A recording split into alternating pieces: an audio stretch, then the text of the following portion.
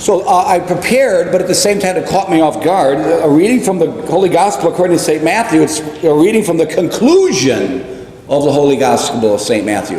And we say this very often. I wonder if we comprehend it. When someone's in trouble or something really bad happens, you say, hey, do you remember how the story ends? Do you remember how this ends?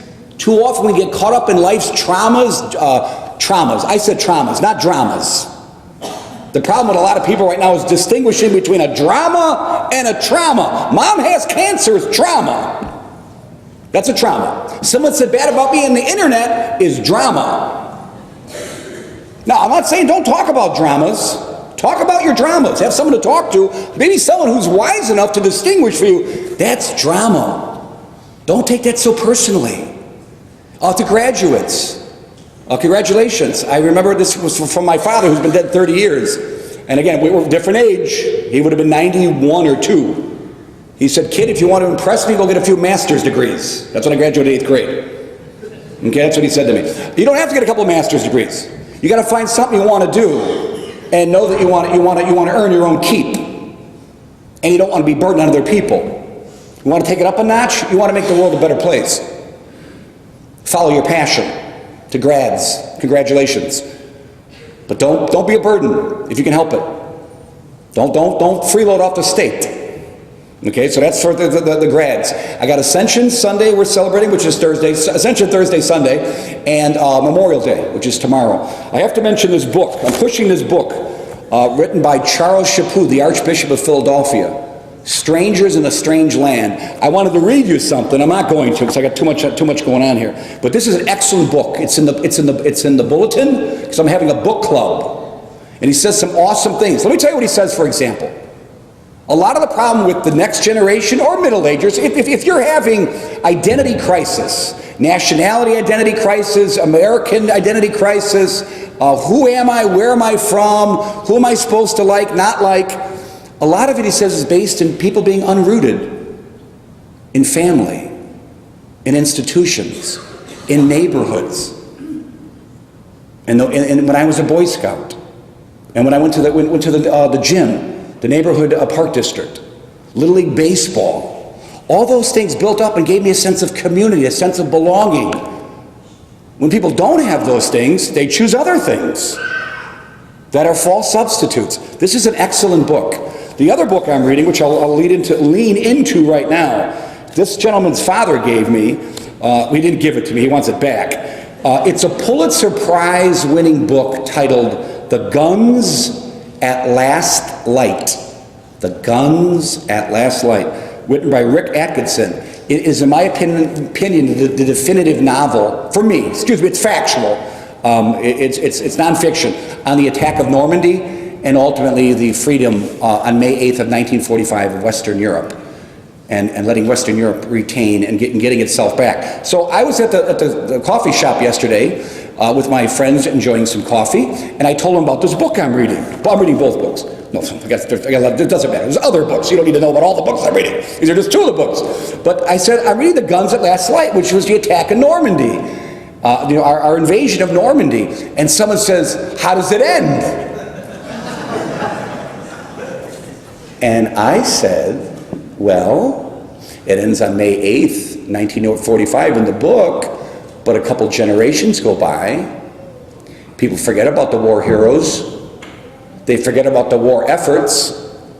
They forget about the sacrifices that led and the blood that was shed and the people that gave what they had for us to have our freedom and liberty. And they choose safe spaces and self-expression.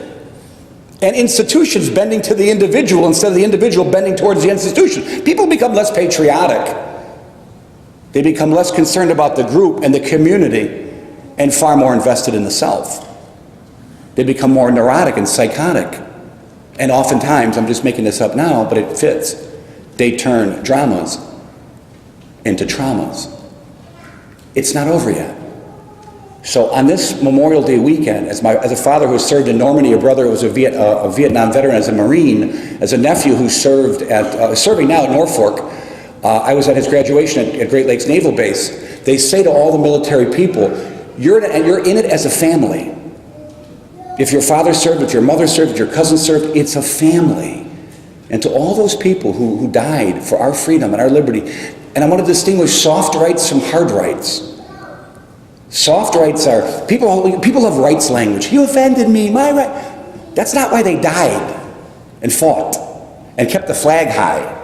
They fought for hard rights, the right to life and liberty, for self-determination, for the right to own property, for the right for religious profession, the right to gather, the right for free speech.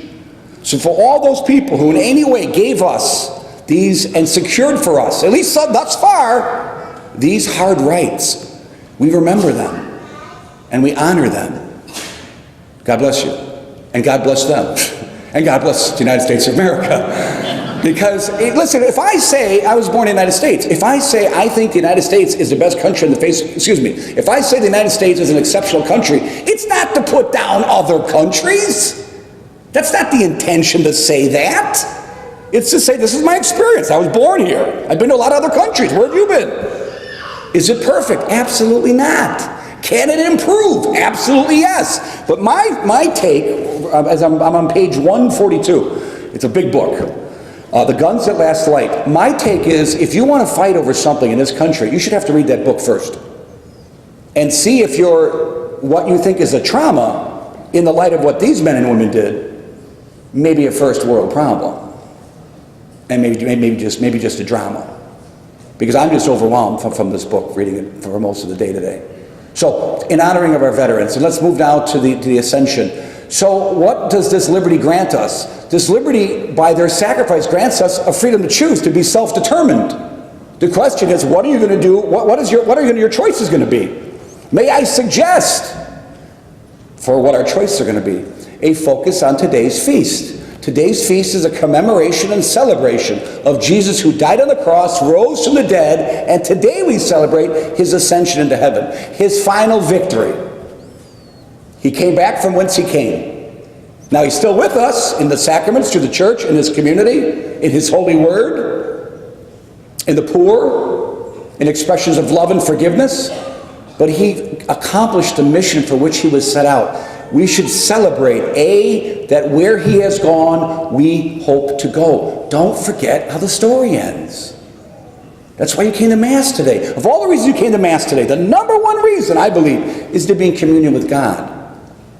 Is to sing a song and to bend the knee and to lower my pride in recognition of a great Creator in God, who gave me this land, who gave me my mother, who gave me my neighborhood, who gave me the inclinations I have to serve and to give, and to have a sense of humor, and to be able to not take myself so seriously. So another thought would be, the ascension also calls to mind, this is profoundly mind-bending, Jesus took humanity. He became one of us in all things but sin. He took glorified humanity back into the Trinity. My mind bends when I think that. Human nature, glorified, is now in the midst of the essence of the Father, Son, and Holy Spirit? Yes. God rose, glorified human nature to the dignity of communion with the divine persons. So the question becomes, very simply, if that's true, which it is, that's what we're celebrating, what does that mean for me? Well, let me ask you, do you think Jesus' ascension of humanity into the glory of the Trinity calls humanity to a high responsibility or to a low responsibility? Or is it not my responsibility at all?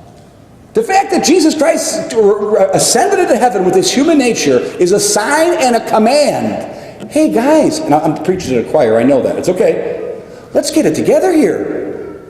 Let's get it together. Like the troops at Normandy. Storming the beaches was the first thing. They still had to keep going. It was a long way to get to Cayenne before they got on the road to get to Paris. And finally go to Germany and drive them all out. It's a long road. I'm so happy you're here. Again, you are the choir. I find in my life more as a priest is tuning up the choir. Because you're the other ones who show up. But so let me call you to, let me please invite you to the consideration of a higher calling, to a greater awareness of responsibility, to keep reaching out to our friends, neighbors, and brothers and sisters who don't attend, who don't worship, who have contrary ideas. Look, a book like this one, Strangers in a Strange Land, would at least help us identify who we're dealing with. and hopefully put away all anger. It comes out once in a while. I feel sad for people who don't respect veterans. I feel sad for those who have no consideration of praying every day for the military. I pray really bad for those who don't like the police. What are you doing to get pulled over?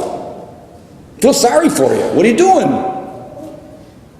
So let's end the homily, because I can keep going. You can see I can keep going. I'm just warming up here. Feel sorry for my dinner dates later tonight. Glad you're here. There's going to be a service after the parade tomorrow at the cemetery at Woodstock. The bands are going to be there to Central, South, and Prairie Ridge, and there's going to be a little prayer, and I'm sure some distinguished veteran.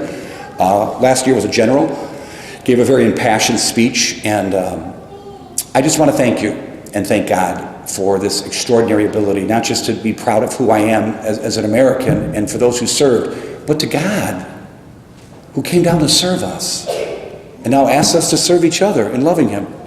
And there you go.